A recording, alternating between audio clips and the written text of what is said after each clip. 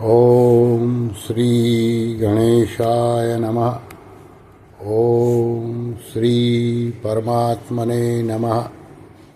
सभी गीता प्रेमी साधकों को सादर प्रणाम के साथ जय श्री कृष्ण। अध्याय 8 का अंतिम श्लोक, श्लोक क्रमांक 28 और पुष्पिका। अब भगवान इस अध्याय में वर्णित विषय को जानने की महिमा बताते हैं। श्लोक क्रमांक 28।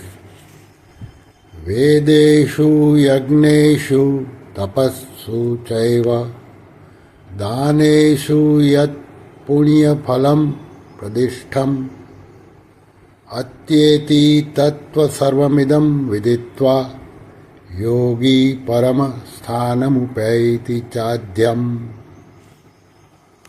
अर्थात भगवान कहते हैं, योगी भक्त इसको इस अध्याय में वर्णित विषय को जानकर वेदों में, यज्ञों में, तपों में तथा दान में जो जो पुण्य फल कहे गए हैं उन सभी पुण्य फलों का अतिक्रमण कर जाता है और आदि स्थान परमात्मा को प्राप्त हो जाता है। इस श्लोक को परम श्रद्धेय स्वामी श्री रामसुखदास जी ने अपने ग्रंथ साधक संजीवनी में इस प्रकार समझाया है। वेदेषु यज्ञेषु तपसु से लेके स्थानमुपैति चाद्यम। यज्ञ, दान, तप, तीर्थ, व्रत आदि जितने भी शास्त्रीय उत्तम से उत्तम कार्य है और उनका जो फल है वह विनाशी ही होता है। कारण कि जब उत्तम से उत्तम कार्य का भी आरंभ और समाप्ति होती है तो फिर उस कार्य से उत्पन्न होने वाला फल अविनाशी कैसे हो सकता है। वह फल चाहे इस लोक का हो, चाहे स्वर्ग आदि भोग भूमियों का ही हो, उसकी नश्वरता में किंचित मात्र भी फर्क नहीं है। जीव स्वयं परमात्मा का अविनाशी अंश होकर भी विनाशी पदार्थों में फंसा रहे तो इसमें उसकी अज्ञता ही मुख्य है। अतः जो मनुष्य इस अध्याय में वर्णित विषय के रहस्य को समझ लेता है वह यज्ञ, तप, दान आदि सभी पुण्य फलों का अतिक्रमण कर जाता है। कारण कि वह यह समझ लेता है कि भोग भूमियों की भी आखिरी हद तो ब्रह्मलोक है। वहाँ जाने पर भी लौटकर पीछे आना पड़ता है, परंतु भगवान को प्राप्त होने पर लौटकर नहीं आना पड़ता। 8वें अध्याय का 16वां श्लोक। और साथ साथ यह भी समझ लेता है कि मैं तो साक्षात परमात्मा का अंश हूँ तथा ये प्राकृत पदार्थ नित्य निरंतर अभाव में यानी कि नाश में जा रहे हैं, तो फिर वह नाशवान पदार्थों में, भोगों में न फंसकर भगवान के ही आश्रित हो जाता है।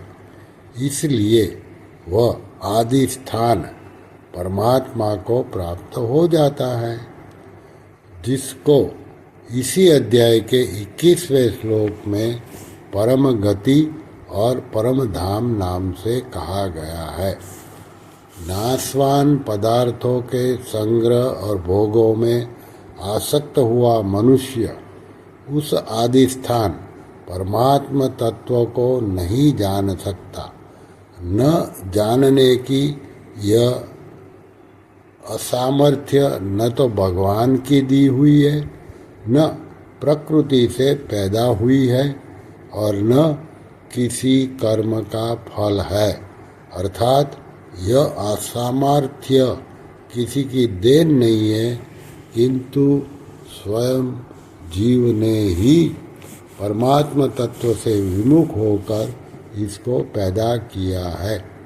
इसलिए यह स्वयं ही इसको मिटा सकता है, कारण कि अपने द्वारा की हुई भूल को स्वयं ही मिटा सकता है और इसको मिटाने का दायित्व भी स्वयं पर ही है। इस भूल को मिटाने में यह जीव असमर्थ नहीं है, निर्बल नहीं है, अपात्र नहीं है। केवल संयोगजन्य सुख की लोलुपता के कारण यह अपने में असामर्थ्य का आरोप कर लेता है और इसी से मनुष्य जन्म के महान लाभ से वंचित रह जाता है। अतः मनुष्य को संयोगजन्य सुख की लोलुपता का त्याग करके मनुष्य जन्म को सार्थक बनाने के लिए नित्य निरंतर उद्यत रहना चाहिए। छठे अध्याय के अंत में भगवान ने पहले योगी की महिमा कही और पीछे अर्जुन को योगी हो जाने की आज्ञा दी। छठे अध्याय का 46वां श्लोक।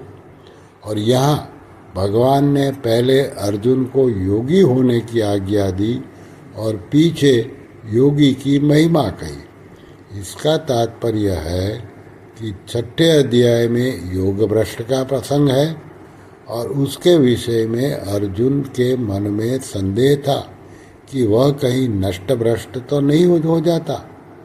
इस शंका को दूर करने के लिए भगवान ने कहा कि कोई किसी तरह से योग में लग जाए तो उसका पतन नहीं होगा। इतना ही नहीं, इस योग का जिज्ञासु मात्र भी शब्द ब्रह्म का अतिक्रमण कर जाता है। इसलिए योगी की महिमा पहले कही और पीछे अर्जुन के लिए योगी होने की आज्ञा दी।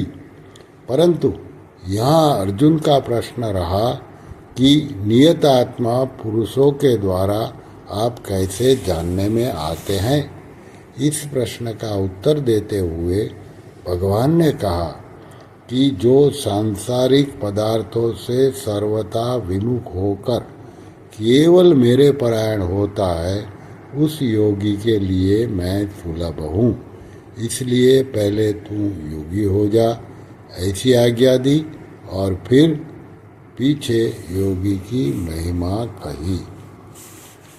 ओम तत्सदिति श्रीमद्भगवत गीतासूपनिषत्सु ब्रह्म विद्याया योग शास्त्रे श्री कृष्णार्जुन संवादे अक्षर ब्रह्म योगो नामाष्टमोऽध्यायः।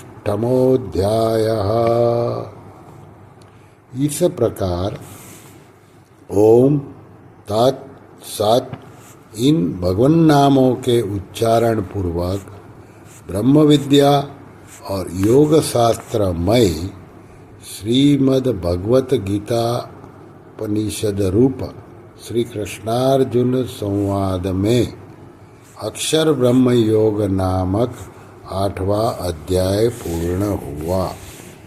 ओम कृष्णार्पणमस्तु। श्री कृष्ण शरणं मम, श्री कृष्ण शरणं मम, श्री कृष्ण शरणं मम। ओम कृष्णार्पणमस्तु।